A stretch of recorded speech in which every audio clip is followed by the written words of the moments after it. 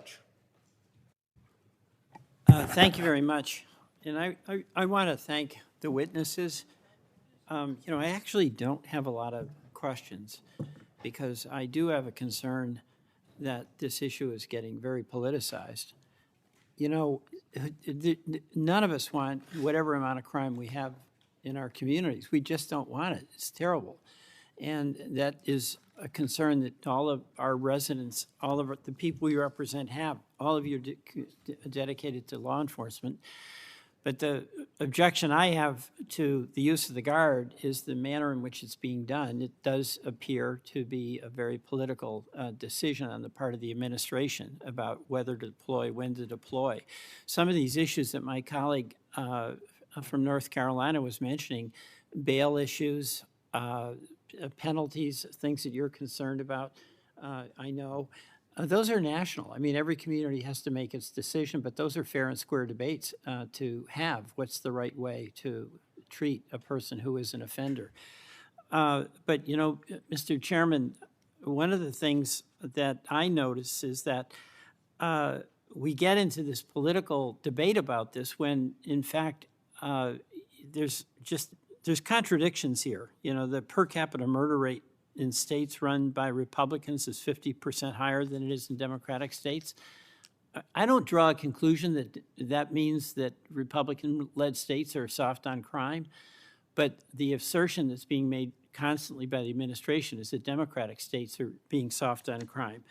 In Vermont, we spend a lot of money on law enforcement. It's a big deal in our state, even though we have a relatively, fortunately, lower crime rate. Vermont spends $368 per capita on policing. That's what we spent in 2023. That's more than was spent in Iowa, South Carolina, Texas, Utah, and Alabama.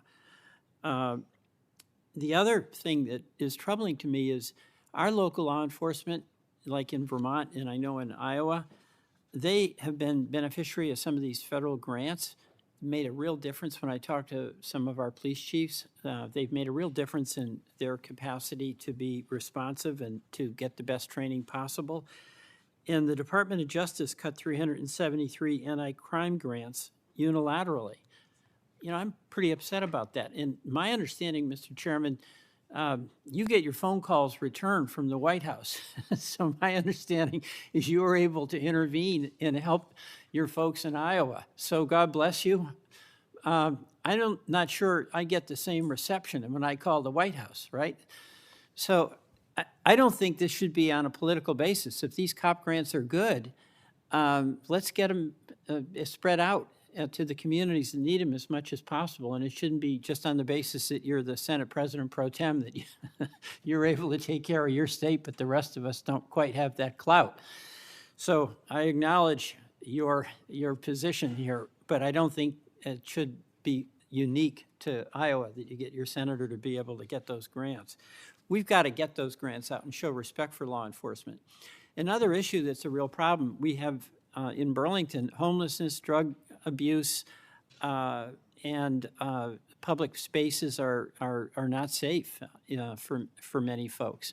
And there's a mental health issue when I talk to my police chief about what needs to be done, and that has to be part of the equation. So, talking about bail policies is important, talking about penalties is important, but talking about mental health is important too, because a lot of folks have been kicked out on the street. We don't have treatment facilities that are needed, and those folks are out on the street and ultimately end up in the criminal justice system. It's something I know. I was a public defender for a number of years, and a lot of the folks I represented, their crime essentially was that they had a severe untreated mental illness, and in frustration, ultimately, they ended up in the criminal justice system and oftentimes in jail when everyone acknowledged that this was a mental health, more the criminal conduct issue. So I feel sad, frankly, about the politicization of this issue and sending Guard. And we have wonderful National Guard in Vermont,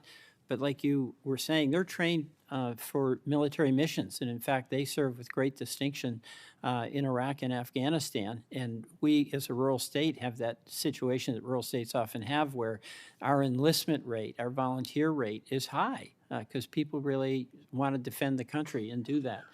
So I just have a lament here, Mr. Chairman, that this issue is something that we should be working on together, because any crime in our communities is really a threat to our communities. So I want to thank the witnesses and to some extent apologize for taking the senatorial prerogative of giving my 5 minutes in the form of a speech instead of a question, but thank you.